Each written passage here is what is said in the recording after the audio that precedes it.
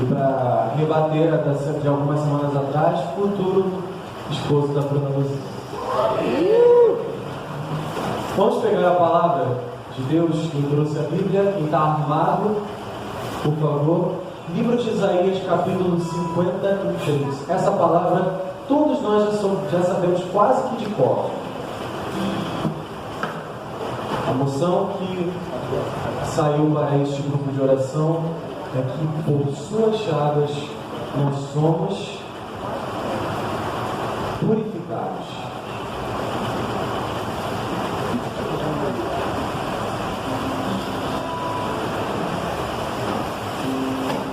Essa palavra é tão conhecida que eu acho que até na Bíblia de vocês já deve estar meio que aberta, assim, já fácil de encontrar. Isaías 53.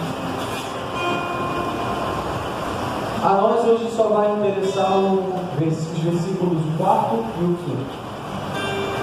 Então vamos lá. Em verdade, Ele tomou sobre si as nossas enfermidades e carregou os nossos sofrimentos. E nós o reputávamos como castigado, ferido por Deus e humilhado. Mas Ele foi castigado por nossos crimes e esmagado por nossas iniquidades. O castigo que nos salva pesou sobre Ele, fomos curados graças às suas chagas. Palavras do Senhor.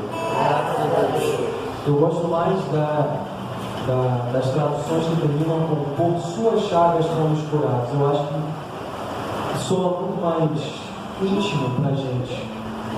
Essa palavra veio com certeza para nós nesse dia em que nós proclamamos o dia da misericórdia, proclamado por São João Paulo II como o domingo da misericórdia, o primeiro domingo depois da Páscoa. Nós celebramos quando nós estamos entrelaçados na liturgia da fé. Quem participou da missa hoje assistiu e viu que o Evangelho de hoje falava sobre a passagem de Tomé. E nessa passagem não quer senão outra coisa dizer para a gente que nós precisamos manter a nossa fé independente das coisas que nós vemos ou não vemos. Precisamos experimentar a fé. Porque foi isso que os primeiros apóstolos fizeram. Vou dar um gasto rapidinho na minha homilia hoje de manhã que eu fiz lá na Fátima. A primeira leitura de hoje dava o testemunho dos atos dos apóstolos que, pelo testemunho de fé deles, eles conseguiam curar, eles conseguiam perdoar e fazer outras grandes coisas, talvez até maiores do que as que Jesus fez, porque isso foi proclamado em Atos dos Apóstolos. E é essa fé que faz com que a gente olhe para essa profecia de Isaías, que vai relatar, eu convido você até, claro, essa é uma leitura muito conhecida para a gente, mas você pode pegar na sua casa depois e ler esse capítulo inteiro, porque é muito forte. Com certeza é uma das profecias mais bonitas sobre Jesus e o que Ele iria passar, sofrer por nós.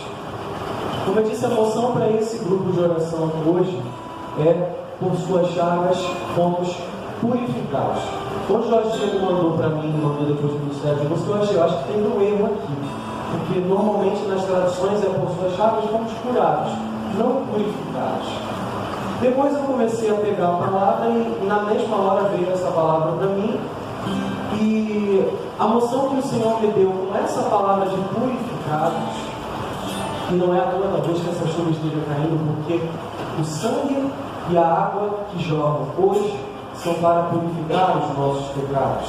Assim como Jesus precisou ser sacrificado para que pudesse lavar os nossos pecados, hoje nós experimentamos dessa graça através dos raios da misericórdia, sangue e água que jorram da cruz. E aí eu fiquei me perguntando, quando eu orava, por suas chagas, por que Jesus precisou morrer? Para que nosso pecado fosse expiado. Vocês já se perguntaram qual é o sentido da palavra expiação? E eu fui procurar o sentido. Expiação é pagar pelo preço, pagar o preço dele. E aí, nossos pecados foram expiados, ou seja, o nosso pecado foi preço pago com o sangue da cruz, com as chagas de Jesus Cristo. Assim como no Antigo Testamento e lá atrás os animais eram mortos em sacrifício para expiar, portanto daí vem a origem da expiação, porque lá no Antigo Testamento, para que as pessoas tivessem os pecados remidos, portanto expiados, eles precisavam sacrificar um animal. E é muito interessante que eu descobri uma riqueza muito teológica nisso, uma riqueza teológica muito linda nisso. O animal que precisava ser expiado não podia ser qualquer animal, não. Tinha que ser um animal, primeiramente, perfeito, não ter doença, não ter nada irregular, tinha que ser um animal perfeito. E a segunda condição era, aquele pelo qual ele ia ser expiado os pecados, ou seja, o dono daquele animal, eles precisavam ter um elo muito forte.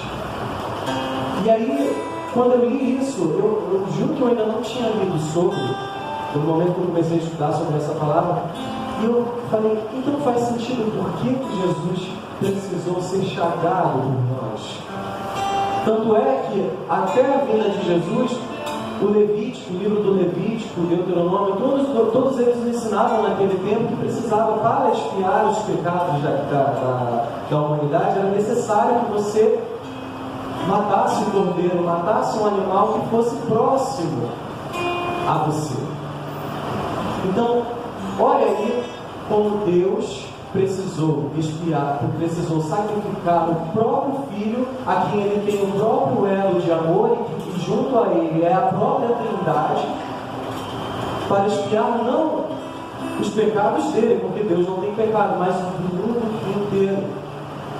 Uma vez um ateu perguntou a um cristão, mas por que vocês falam tanto que Jesus morreu por toda a humanidade, por mim, por você não estava vivo naquela época? Aí entra a dinâmica do tempo, da liturgia. E não existe tempo, na verdade, para a Sagrada Escritura. Porque aqui se atualiza, na nossa liturgia anual, se atualiza morte, paixão, morte e ressurreição de Jesus Cristo, para salvar os nossos pecados. E também não é à toa que a igreja diz que é preceito nosso participarmos da Semana Santa, da Páscoa, porque isso também serve como expiação dos nossos pecados. Jesus morre todo ano para salvar, para expiar os nossos pecados. E é por causa disso que nós estamos aqui. Não tem outra lógica estarmos aqui senão fomos pela ressurreição. Uma coisa que me incomodou muito foi como nós começamos o grupo de oração hoje, um pouco cabisbaixo. Eu falei lá, hoje de manhã eu celebrei lá na Nossa Senhora de Fátima, e eu cheguei naquele entusiasmo de domingo de manhã e dei bom dia, e todo mundo, bom dia. Eu falei, gente, vocês souberam o que aconteceu? Aí todo mundo, o quê? Isso aconteceu uma coisa muito grande, vocês não souberam. O que foi? Jesus ressuscitou. Olha lá, pessoas já achando que fosse notícia ruim. Eu falei, gente, alegria, nós precisamos viver a ressurreição. Você imagina os discípulos que eu fico me colocando na pessoa de João, que viu a crucificação do início ao fim. Aliás, ele esteve com Jesus em todos os momentos. João foi o discípulo que experimentou o amor tanto no bom sentido quanto no mau sentido. Experimentou o amor que veio ali do convívio com os apóstolos, do convívio com os irmãos, até o amor doado na cruz. Imagine a felicidade daquele homem de ter visto, de saber que o mestre dele tinha ressuscitado. E isso é a razão da nossa fé. É por isso que nós estamos aqui, e é por isso que nós não temos o direito de chegarmos, ainda que com as nossas dificuldades, os nossos problemas, de chegarmos entristecidos à casa de Deus. Porque todo dia nós precisamos louvar a Deus, porque nós começamos um dia diferente. Porque nós temos a oportunidade de estarmos aqui e não estamos sendo refugiados. Na semana passada nós acordamos com a belíssima notícia de que Jesus ressuscitou. Porém nós acordamos com a notícia triste, eu não sei se todos souberam, do ataque que teve lá na Síria. Uma igreja cristã que foi bombardeada. Olha quantos cristãos estão morrendo ao mundo afora só porque professam a fé. E nós, o que a gente está fazendo para professar a fé que foi relatada no capítulo 53 do livro de Isaías? O que nós estamos fazendo? Será que nós estamos realmente dando testemunho dessa fé? Ou nós estamos na condição de Tomé, que precisamos enxergar as coisas acontecendo na nossa vida, os milagres acontecendo, as curas, os sinais, para que a gente possa crer e realmente possa ficar feliz? Será que nós precisamos de coisas externas, de acontecimentos grandiosos, de grandes proezas, para que a gente possa entender que é tempo de ressurreição, é tempo de viver, é tempo de alegria? Ainda que na nossa vida nós tenhamos as nossas dificuldades, os nossos problemas, aquilo que nos aflige, aquilo que você acabou de apresentar ao Senhor, aquilo que você trouxe hoje de amargura dentro do seu coração. Mas Apolo, como é que eu posso festejar? Como é que eu posso sorrir? Se está acontecendo tal situação na minha vida, se eu estou passando por um sofrimento terrível, por um deserto terrível, como eu posso me gloriar nisso? Aí eu volto lá em Romanos 5, quando Paulo diz que até das tribulações nós nos gloriamos, porque o sofrimento produz a paciência. E hoje em dia nós não estamos tendo paciência. A gente não tem mais paciência para entregar a Deus aquilo que é de Deus. Nós estamos querendo nos colocar no lugar de Deus, que é soberano em tudo, sabe tudo sobre o tempo, sobre tudo que acontece na nossa vida. E às vezes a gente quer passar por isso, por cima disso. Queremos experimentar, mas ninguém quer a realidade da cruz. Todo mundo quer ser parecido com Jesus, todo mundo quer ser cristão, todo mundo quer ser salvo, todo mundo quer ir para o céu, mas ninguém, na hora da cruz, todo mundo foge, todo mundo corre. E onde que está o nosso testemunho hoje? Volto a repetir, na Síria, no Oriente Médio, lá do outro lado do mundo, tem pessoas morrendo só por se dizerem cristãos, e nós aqui que não temos, graças a Deus, nós não somos perseguidos por isso. Podemos ser perseguidos indiretamente porque escolhemos estar aqui e escolhemos a vida em Cristo, mas ninguém vai matar a gente por sermos cristãos, graças a Deus. Mas qual é o testemunho de fato que nós estamos dando da ressurreição? Nesse domingo da misericórdia, que nós somos chamados a nos enxertarmos nas chagas de Jesus. O que é que você está na sua vida? O que falta acontecer na sua vida para você testemunhar a ressurreição de Cristo? E essa pergunta vai ficar martelando para você durante 7 semanas. E nessas 7 semanas nós celebramos como se fosse um único dia da ressurreição. E nós somos convocados a cada dia a vivermos essa experiência de ressurreição. Aí a gente olha para o Cristo ressuscitado, para tudo que Ele fez, e aí cada um olha para dentro da sua vida. Onde na minha vida hoje precisa ser ressuscitado? O que na minha vida hoje precisa ser ressuscitado? Talvez é a sua espiritualidade, talvez é a sua leitura diária da Bíblia, talvez é o seu texto diário na Bíblia, talvez é o seu rosário mensal que precisa ser ressuscitado. E muitas outras situações que você sabe na sua intimidade com Deus, na sua intimidade, na sua espiritualidade, que precisa ser ressuscitado. Não dá simplesmente para a gente olhar para a ressurreição, para a festa da ressurreição e a gente achar lindo, maravilhoso, vir ao sábado santo, participar de uma missa longa e gritar aleluia, ressuscitou, e a nossa vida continuar a mesma. Não dá. A gente não pode permitir que a nossa vida continue na mesmice espiritual que nós temos vivido. E aí a gente fica 40 dias sem comer carne, sem comer chocolate, sem comer doce, sem comer isso, sem comer aquilo, para chegar na Páscoa e a vida volta tudo de novo da mesma forma como estava. E onde que foi que aconteceu a ressurreição que nós tanto proclamamos no Sábado Santo? E que precisamos continuar proclamando. E é por isso que essa palavra de hoje, e a moção de hoje, é para a gente lembrar a cada dia. Foi por essas chagas que eu fui salvo. Não tem como você, no seu sofrimento, na sua... Agora, eu te convido a sair um pouco da sua... Como que eu vou dizer? Da sua mesquinharia de olhar só para o seu sofrimento, para aquilo que você sofre, para aquilo que você tem passado. E aí eu te convido, toda vez que você estiver triste, que você achar que você está sofrendo, que você achar que Deus não está olhando para você, que o seu problema é pior do mundo, é pior até do que as pessoas que você está vendo, que uma visita no hospital do câncer não é o suficiente para ver que o seu problema é uma gota d'água. Não. Porque tem dias que a gente está assim, né? Tem dias que a gente acorda achando que o nosso problema é o pior do mundo e a gente quer mais sumir. Quem nunca disse isso? Ai, que vontade de sumir, que ninguém mais me veja. Aí eu te convido, Isaías 53. Não tem nem como você ler todo esse capítulo e você achar que a sua vida ainda está passando por uma dificuldade terrível. Depois de ler isso, aí sim, você vai no hospital do câncer e você vai ver que você não sofre nada diante de muita gente que está sofrendo muito mais.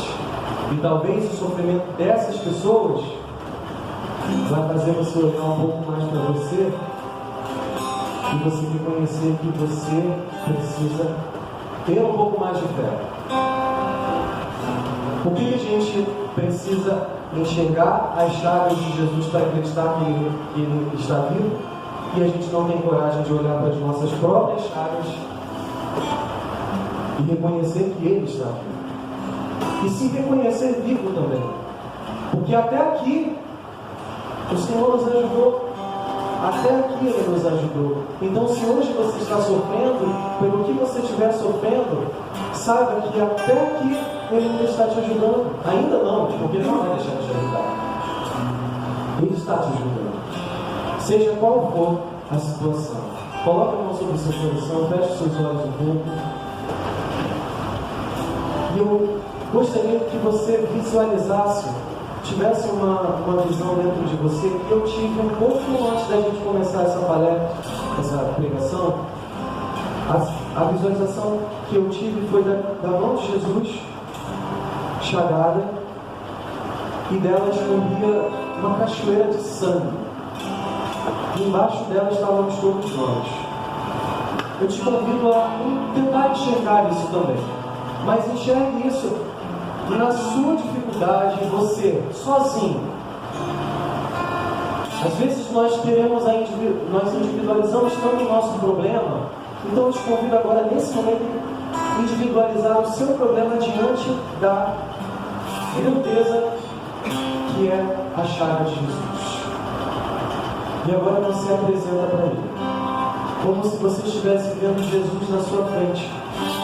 E vai dizendo para Ele, na sua intimidade, com as suas próprias palavras: Senhor, está difícil. Senhor, está complicado.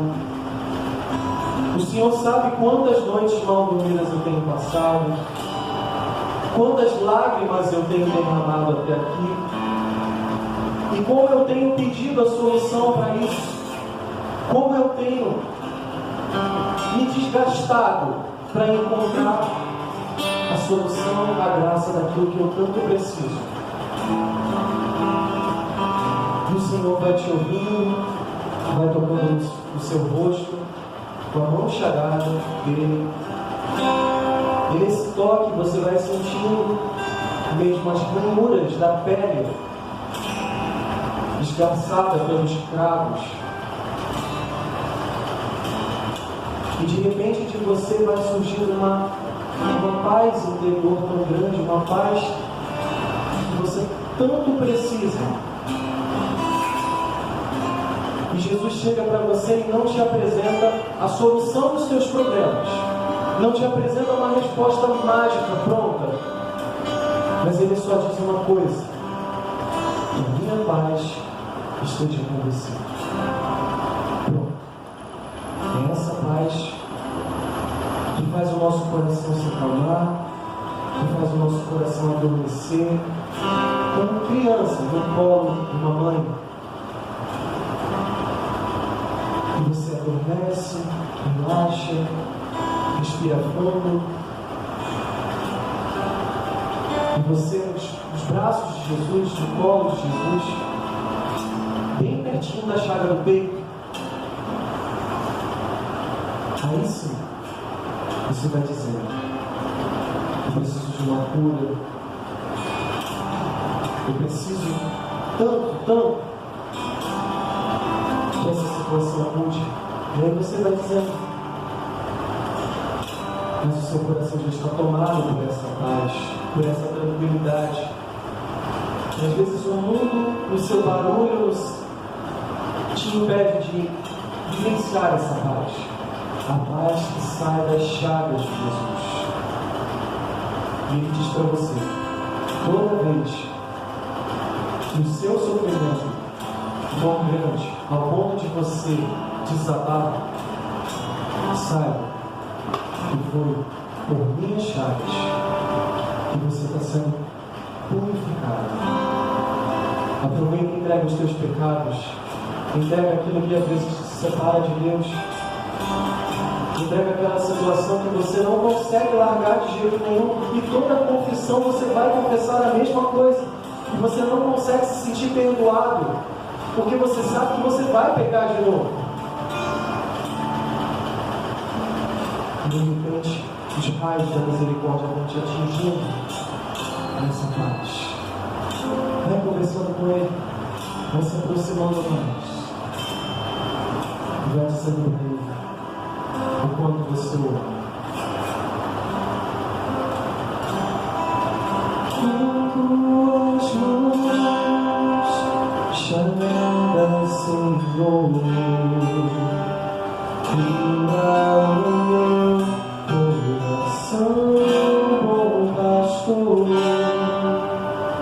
Tuas mãos chamadas, Senhor, cura o meu coração, bom pastor. Derrama teu sangue, restaura meu ser. Cura-me, liberta-me, faz-me viver. Derrama teu sangue, restaura meu ser. Cura-me, liberta-me, faz-me viver. E aí você dá um abraço a Jesus e diz para Ele que você se compromete a sofrer, você se compromete a passar por todas as dificuldades que você tem de enfrentar a partir de agora, porque o seu coração já tem a paz que só Ele dá.